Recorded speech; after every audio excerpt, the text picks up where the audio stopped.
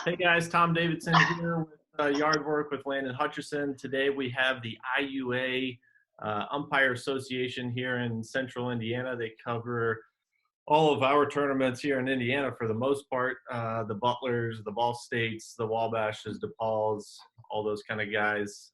Danny, thanks for coming on with us. Appreciate you letting us steal your morning for a little bit. Thanks for having me. This is kind of a different episode for us. We've been doing a lot of current baseball players, former pro guys, some college coaches, things like that. But I think we kind of wanted to jump into the umpire side and kind of discuss that. But before we do that, can you kind of share with us how you've come to be where you're at and maybe what you're covering right now from an official side and, you know, who you schedule and all that kind of stuff? Well, the big thing we're still doing right now is we're still trying to stay kind of status when it comes to all of our training. We are still doing our Monday meetings. Obviously, all those have become virtual now, but we are still doing all those. We're still doing all of our training, learning all the rules. Right now, obviously, we're still holding out with summer baseball for a number of our guys, but we are still like I said, we're still just moving forward like we're going to have a season. So that's, I think, I've been our biggest thing right now. Yeah, and then who do you typically assign for? Because I know you assign at the high school level, summer ball level, and the college level. So we have about 65 high schools we assign locally in Central Indiana. We also have about 10 NAIA colleges that we assign for. Along with, I was just recently named last year the NAI National Coordinator. So I am in charge of sending the 8 umpires to Lewiston for the World Series event each year now. Yeah, and then what levels have you umpired on? I currently work, I've worked at all levels, but I currently am on staff in Division I with the Big Ten and the Mid-American Conference. Oh, nice. So thinking from our side, from the tournament side, how early do you guys really have to start planning things when we're, you know, starting in late May, early June? How early do you have to start planning your guys and forecasting what you need and all that stuff? Well, believe it or not, last year I believe we had our last kind of fall tournament there in October. 2 weeks after that, we actually started planning for this upcoming season. Putting our calendar together, our training calendar, on the field training calendar, our rules discussions. And at that point, what we do is then we have a mentoring program, we have a training program, and we put leaders in charge of those. And then we start putting guys into pods. And it's kind of cool. What we do is what those pods is, we have 2 veterans that are put as leaders of the pods, and we put guys that are first through third year guys in those pods. And what they do is starting actually in November, they start sending out weekly questions. And it's just questions to kind of get them in the rule books, to kind of get them going. And believe it or not, we start in January. So in January, we had 4 meetings every Monday in January, and we go every Monday, January, February, March. Then when the high school season starts, we scale those back to just every 2 weeks, and we actually do those virtually typically now, just because there's so much baseball going on during that time. But yeah, so our guys are, as we tell guys, baseball is it's only usually from April through August, and then, you know, then some fall ball. But we actually are starting training. I mean, right in the middle of basketball season and football season, we're right into the training as soon as we get into after our fall season's over. And I know we've been with IUA since probably 2006 when Lenny was running the show over there. Mm-hmm. Which is completely different person entirely. But so when you guys are going through this training, obviously, you know, there are a bunch of umpires in the stands during all the games as well. You know, what's one thing that you guys are typically focused on, you know, especially with these young guys, because we could all use another 100 umpires in an area that are trained well. What's something that these guys are focusing on right away? I think the biggest thing is consistency. We obviously try to get the rules. Here's the funny thing is this is coming back from the Lenny days. Is Lenny never wanted us to be rule book umpires.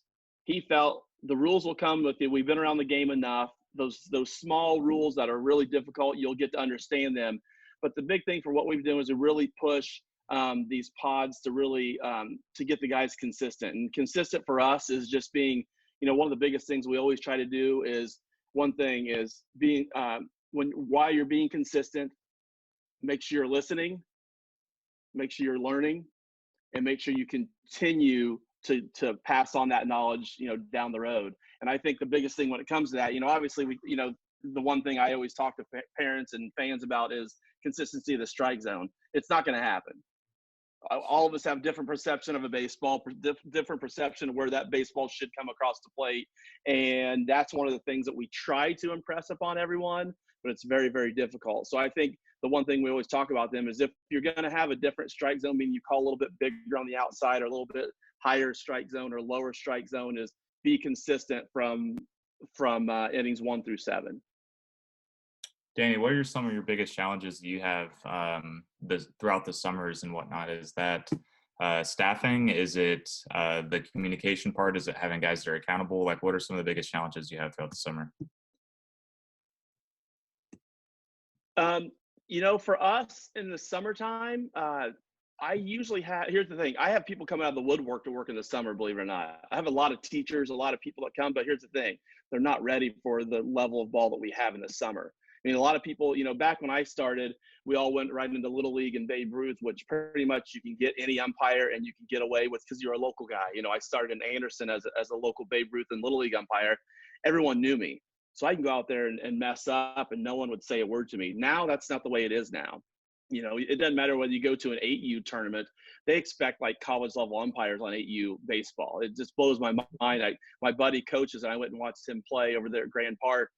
And his parent was just going crazy. I go, hey, this is 8U, correct? He goes, yeah. I go, you might want to back off. That kid's like 16 years old. Well, then he shouldn't be doing this. This should be like, qualified, certified guys. And I'm like, no, but okay. So our biggest thing is just getting the guys ready. Like we have, as soon as college is let out there, the first week in May, we get flooded with kids from college going, I want to umpire this summer because they hear the pay's pretty good. And our biggest thing is getting them ready and getting them where they think, most kids that play, we are baseball players or around baseball. And like I always say, there's a reason why we umpire, and it's because we have that little swagger. There's, that everyone thinks, baseball is still kind of America's game. And I think the biggest thing is getting them consistent and getting them ready as quick as they want to be. We have a lot of young guys that come out of college baseball players come to me and like, hey, I'm ready for Division I college baseball. Probably not. There's still a lot of little things that you have to do to get ready for that. So I think that's our biggest thing. What's that road like to get from that kid that pops out right away, whether it's a high school kid or a college kid that says, hey, I want to umpire? How long does it take to get from where he's at currently to where you'd feel comfortable putting him on a field for like a Sunday for Pastime tournaments where we've got guys that are like 90, 92 on the mound or something like that? Well, typically you're looking at a good 3 or 4 years. I think one thing about our association is we're probably too hard on our guys. I think we have guys that probably could handle seeing that pitching, but like they say, the difference between like all umpires, pretty much balls and strikes, safes and outs can do that. I don't care what level for the most part. The difference between those guys and like Division I umpires is handling situations and how you handle situations. Obviously, it's very easy to throw people out. And so what we've done to put some accountability in that is even in the summertime, our guys have to complete ejection reports, which umpires don't like to do reports. So that's kind of slowed that down a little bit where they have to do a report now. Their partner has to do a report now. So, but yeah, we're usually, I have a guy right now that I swear could be a Division II umpire right now, but he doesn't handle situations very well at all. And so we've slowed him down in the process. And now he's about year 4 or 5 doing NAI Division III. And I just told him, I said, until I see where you've matured enough to handle those situations, I'm not going to put you on a field that I feel that you're going to fail. And other groups and other guys around the country see this guy and like, why is he not working Division I non-con? I go, that's a big, wait till you see him have to handle something. When he has to handle something, it's not good. Because he immediately goes from 0 to 100, and now we have 4 ejections on a player on a steal play. And I'm like, why can't you just work hard as hard as you work to umpire, work that hard to keep that coach or that player in the game. And that's one of the things we try to really impress upon our guys. And we always talk about, I mean, you guys both know, summer comes along. At that point, typically we've umpired from, started in January. We've umpired a ton of games already. So guys have little shorter fuses, and we're trying to make a big change with that in our association. Yeah, I think that the big thing, especially at any level, especially with college, though, I don't think that the umpires they do understand, but they throw the guy out, and then we got to have that kid sit out for 4 games, or I have to sit out for 2 games, or whatever it may be, over something that could be as little as a ball and strike, and our guys just question, where'd you have that, and then they lose their mind. Little things like that are the ones that drive us crazy on a coaching side. Which is why, when we do these, we always call you, Danny, and make sure, hey, what'd you have? We talk to the coach what they have, and that's how we do things. And I think we do a good job with that. Yeah. Well, the great thing now is for us is even at the high school level, I mean, we have so many high schools that have cameras now. So whenever situations happen, I'm like, I tell the coaches, get that information together. If you have it, send it to me. Let me look at it. Let me review it first before we start, tackling this. And I mean, I know for a fact I had a guy last year at the NAI level that ejected a coach. And at the NAI level, they're Christian universities, so how that can be. And he put in some verbiage that he basically just blatantly lied. I mean, there's 2 videos, one from each side. That one was a camera from a dad, and the other one was their camera from the field. And and he said, the coach made these type of comments, so the coach ended up getting a multi-game suspension from his university. And after we reviewed it, none of that was said. So I actually had to fire the umpire based on that. Like I tell everybody, guys, go out there every game like someone's watching and that there's a camera on you. Because as soon as something starts to happen or people start to feel something's going to happen, I guarantee you 6 to 8 parents have their cell phones up ready to start recording what's going to happen. And I said, we have ways of teaching you to get through an ejection.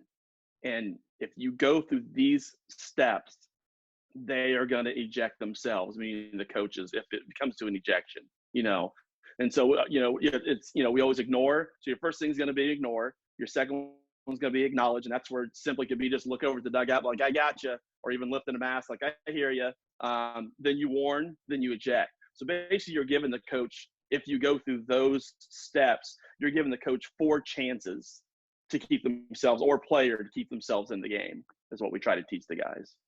You can kind of tell too that the umpires feel a little bit more pressure as well. Especially with us, we have 3-man crews at all of our games. And we've got cameras everywhere, and there's a lot of times they'll miss strikes more than they'll call the 6-inch corner, because they want to get to that next level, just like you said. And they can't call that, and then they miss that low strike.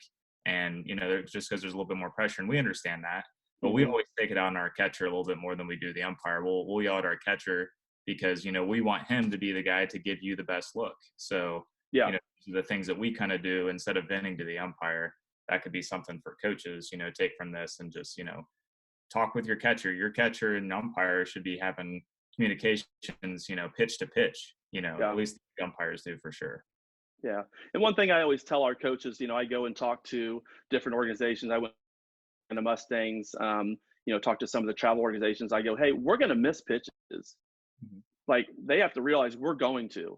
Mm-hmm. And the person that tells you they went a whole game and didn't miss a pitch, they're lying, because they did. But one thing I always tell the coaches is, if you look at me and say, hey, Danny, where you got that? And I say, hey, that's on me. Don't blow up and get mad because I'm being honest, saying, hey, I missed that pitch. And that's, I think that's the biggest thing is we had that happen last year. We had a younger umpire that is going to be really good. And that's exactly what he told the guy. He said, hey, that's on me. And the guy went nuts and gets ejected in the 3rd inning because he admitted he missed a strike. And I'm like, we're being honest. And that's what, I went and talked to the high school association. I talked to them. I go, what would you do in that situation where all of a sudden, where your kids missed a bunt, or you missed a sign as a coach, or you sent that guy from 3rd home and he gets thrown out. And then I punch him out and go, you know what, coach, you should have been the one that shouldn't have sent him. That's your fault. Do you want us screaming at you because you missed? It's going to happen. It's part of the game. everyone talks about these robots and everything they're going to test with this year. But last year they tested that in the American Association, which I had some good friends that worked at, and still 30% of the pitches were missed because of catcher manipulation of the pitch. So you still have a robot missing 30% of the pitches in a game. So, Yeah, I'm pretty sure the percentage was an umpire on average misses around 7%. And like you said, the robot was missing 30%, so yeah. It's nowhere near, and I don't think that should be a thing. Being a true baseball guy, I don't think any one of us want that to happen. No. They do, but as a hitter, there'll be some where you'll watch the game and you'll see the strike zone and the guy will be dropping to block the pitch and it was actually a strike, So how's he supposed to hit that? You got guys going 105 miles an hour with a 87 mile an hour slider, good luck. So yeah, exactly. Yeah.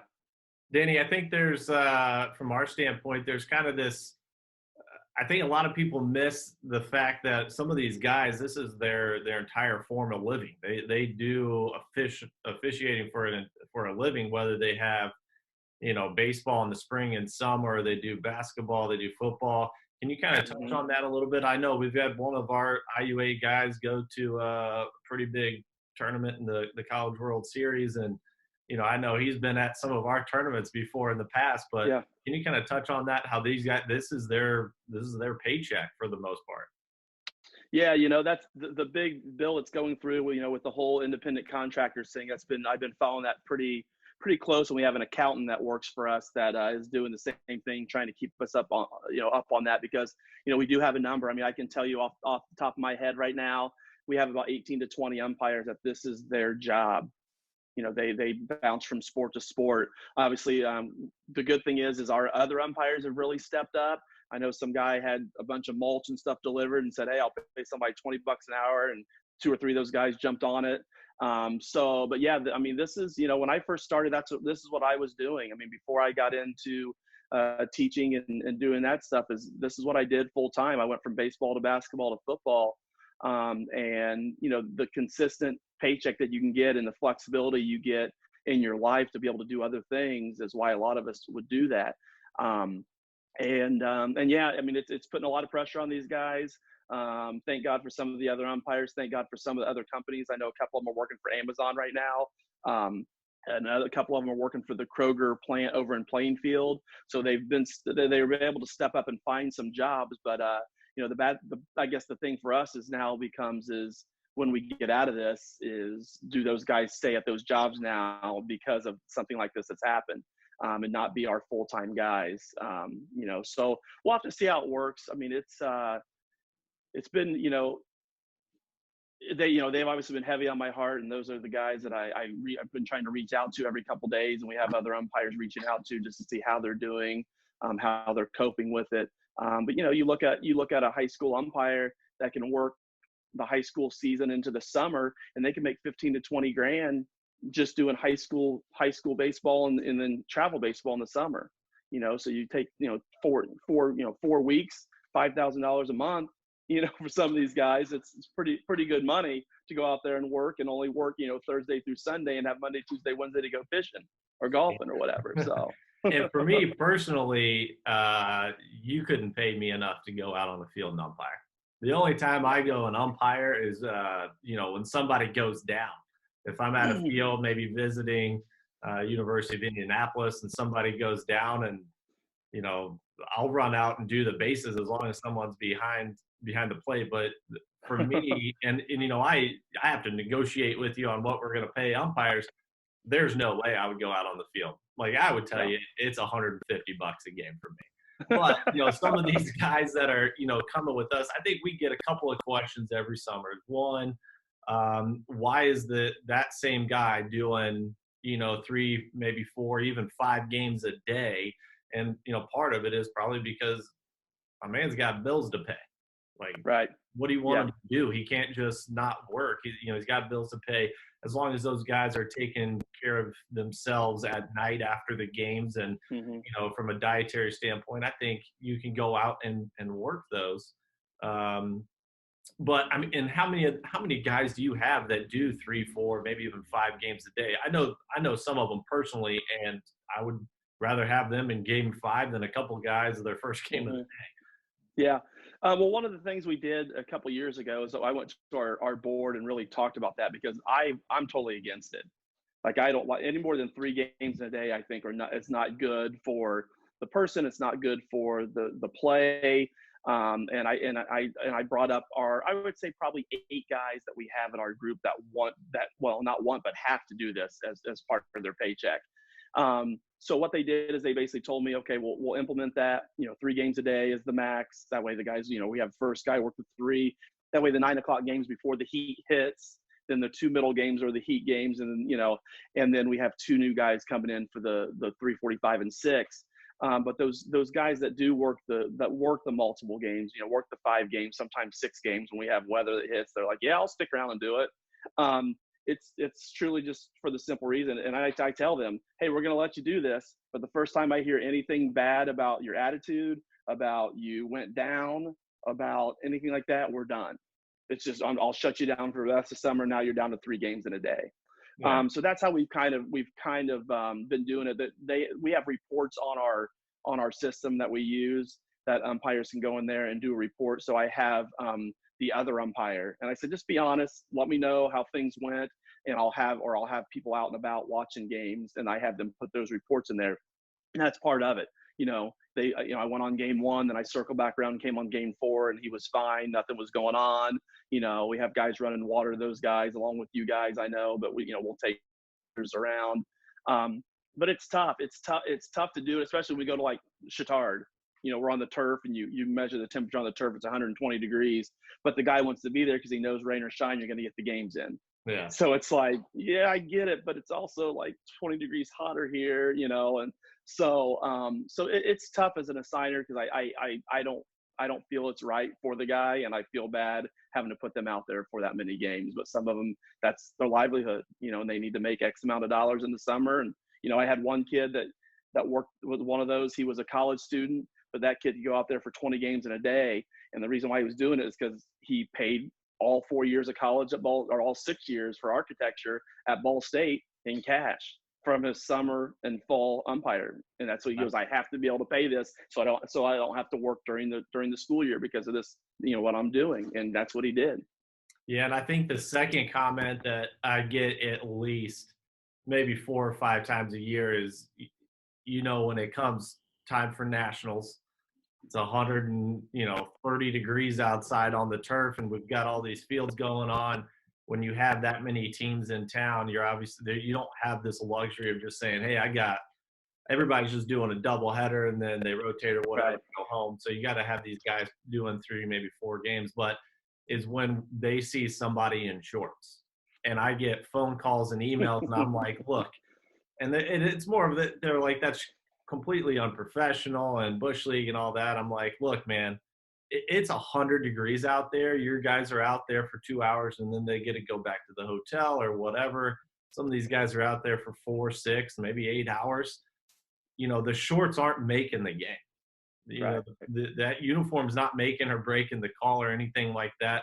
Let these guys relax a little bit and not sweat it out every single minute of the day. Yeah. But, we talk about that all the time, and you've always come to us and asked, hey, can these guys wear shorts or not? And I've always said 100% go for it. Yeah. Yeah, well, the funny thing about that last year is I think it was the Thursday games last year, I had a coach come to me. You could tell I was out there doing evaluations. Came to me and goes, obviously last year was a brutal summer with the heat. He's like, I don't understand why you guys, are letting these guys wear shorts. I go, what are you wearing? And this guy is in shorts, and he goes, well, this is, summer coaching. Well, this is summer umpiring. If you want to put the uniform on that those kids are wearing with long pants, I go, the pants that we wear and that umpires wear are poly wool. That's what they're made out of, poly wool, which makes they're finally coming out with different ones now, but that's what we used to wear all the time. That doesn't let anything, any breeze come through. And I talked to him briefly. It was a really good conversation. He goes, oh, you know what? You're right. I am wearing shorts. I am wearing tennis shoes with no socks on. And I go, it's one game relief. Even if they're working 3 games, it gives them one game where their body's kind of breathing. I go, because when they go back now, they have to put a pair of tights on with leg guards, and then polywool paint, a chest protector that weighs about 7 pounds under their shirt, and then a shirt over that. So imagine having for 2 hours, that type of thing. So yeah. I think that's funny. The progression of your equipment from an umpire standpoint hasn't changed in how long. No. They're wearing the same pants that they've been wearing since like the 70s. Yeah. They finally had last couple years, they have some new that are kind of Under Armour material pants that they're making now that do breathe really well. It's just, as people, the one thing people don't realize is how much it costs to umpire. Most of those guys that wheel their bags in every weekend at the high school level are $500 to $700 worth of equipment in their bag. I know at the college level, I had my car broken into years ago and had to itemize mine for the insurance, and mine was over $1,100 of equipment in there. When I used to do basketball and football consistently, my basketball uniform consisted of about $75 plus a pair of Nike tennis shoes. I could walk in there and make more than the high school guys make, at the baseball level going in and doing a basketball game. So I always try to impress upon, people is you got to realize how much money they're working basically their first 2 or 3 weeks of baseball for free just to pay for the equipment that they have to purchase to even get started. So. Danny, I know Tom made the statement that he wouldn't want to umpire, not even for $150 a game. So what would you say to people that are considering going at, to help, because there is a shortage of umpires out there, across the nation. It's just because people, they don't really want to do it. What would you say to people out there that are thinking about it, to help get maybe some workers for you, here in the future? And I wouldn't, just from the chirping behind me. It's just, I get enough chirping as it is. I wouldn't want any additional chirping going on. Yeah. With new guys coming in, I'll tell you what, this year we had 29 in our recruiting class this year, which is one of our biggest classes we had in a long time. The biggest thing for us is listening and don't rush your progression.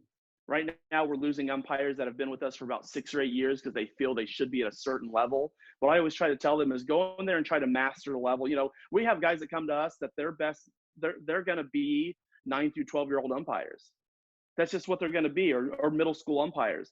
As long as you're okay with that, and like I tell them, be okay with that, master that level, and then we go, hey, you know what? You can step up and do the high school and varsity stuff. Is that something you want to do? By all means. But everyone assumes because you step on a field that you're ready for varsity baseball.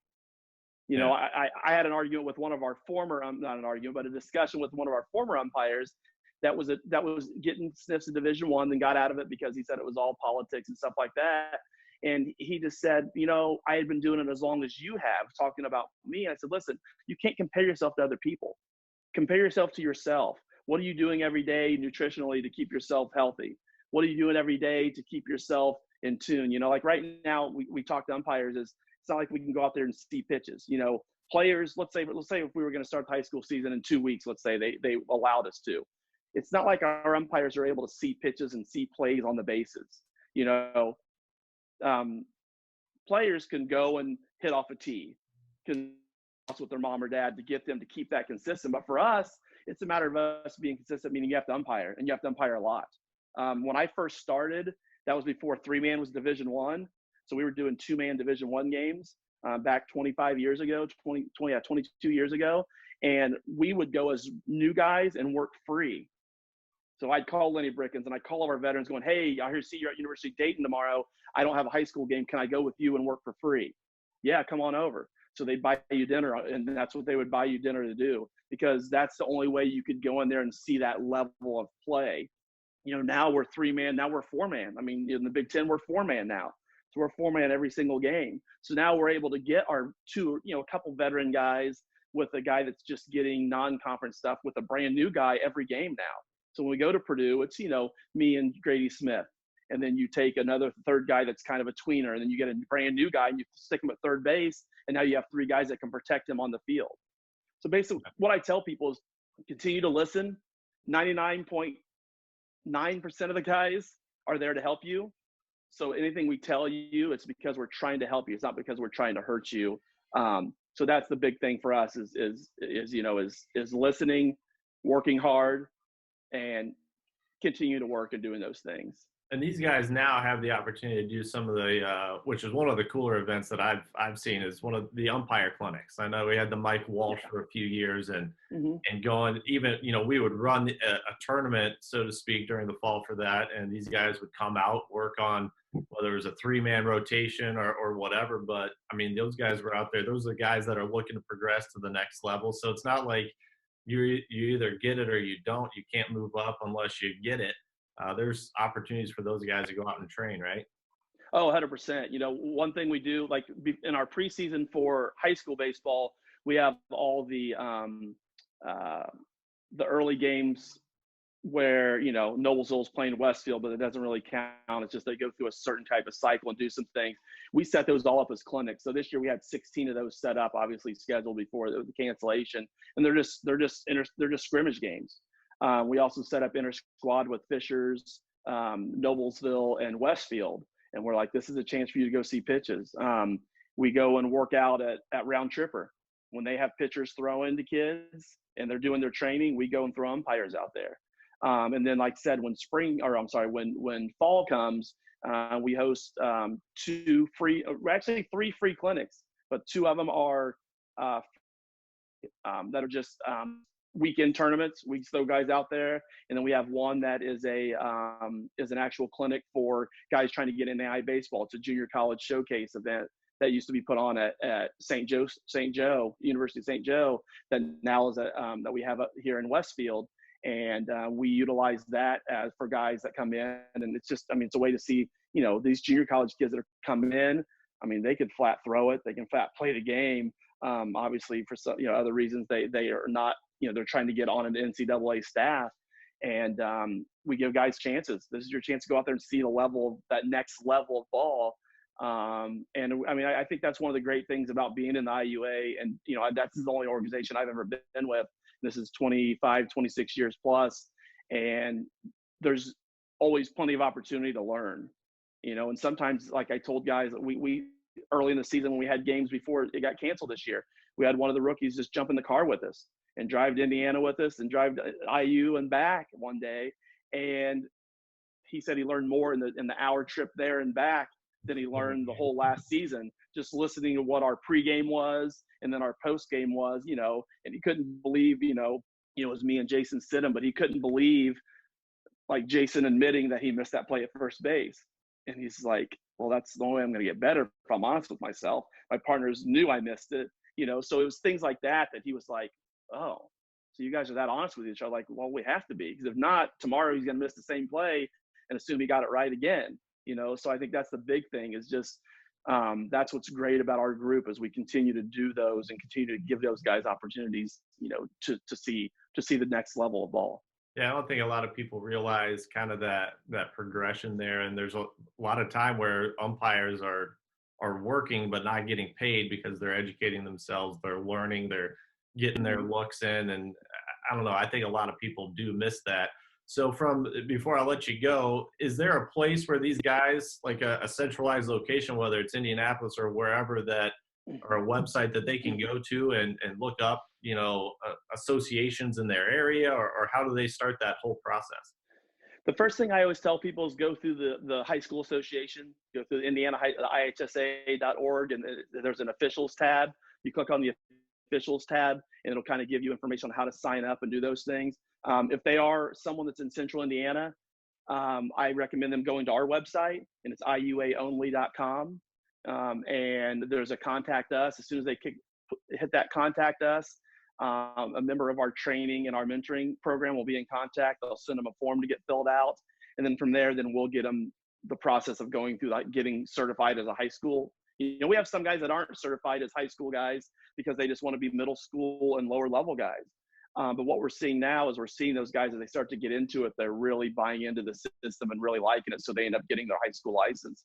One thing right now is the high school association is offering, if a current high school official mentors one of these people, so they go in and they sign up for the mentor program, the IHSA is offering free membership.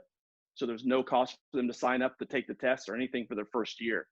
Obviously, and the good thing with our association is we have a equipment system, or equipment rental, I guess you can say, but it's free rental. So guys that are getting into it that are just trying to get equipment, I have my wife loves it, but we have a garage full of equipment out there, and then we loan that out. And then we tell the guys, you keep it as long as you need it, but then when you purchase new one back, and I just had like 3 full sets of equipment, which is about $250 to $300 worth of equipment donated to us. So we get that out to those guys so they can at least, I had a guy came last year that was all gung-ho, had played and was ready to go, and put the equipment on for 1 weekend and called me and said, yeah, this isn't for me. I can't deal with the parents. I can't deal with this. I need to go back to being a parent of a baseball player. I apologize. Like, no, I get it. It's not. I mean, the funny thing was, I always tell people, I go, of the sports I played in high school, I was probably the worst at baseball, but it was the one that intrigued me the most was baseball. For whatever reason, it just, the whole learning, there was so many little rules and things, and that's what got me more into officiating the sport. I got hurt my junior year in high school and said, hey coach, I'm going to come to practice, but I really want to go umpire. He's like, all right, when you're done with practice, just take off, go over to the local little league. And I can remember I made $10 a game, $10 cash a game to go umpire over there when I first started. So nice. Yeah. Well, appreciate you coming on. Kind of a different look for us to get the umpire side. For us, we feel for those guys all summer long. They're out there grinding away, but we know that, this is a lot of those guys, their livelihood. So they're as important piece to our events as you can get. We talk about it all the time. They're, the first thing that can ruin a tournament is an umpire. And it's that guy that is bigger and better than everybody else and just kind of has that chip, whether it's the short fuse from a long year or, just a personality situation. But, we talk about it all the time, how umpires are as important as, having a Chittard or a Wabash or, a Butler University, those type of fields. Umpires can make it or break it. So, we definitely appreciate what you guys do and the continued training that those guys do. It helps us immensely. Yeah. All right. Awesome. Thanks for having me on, guys. Appreciate Talk to you later. See ya.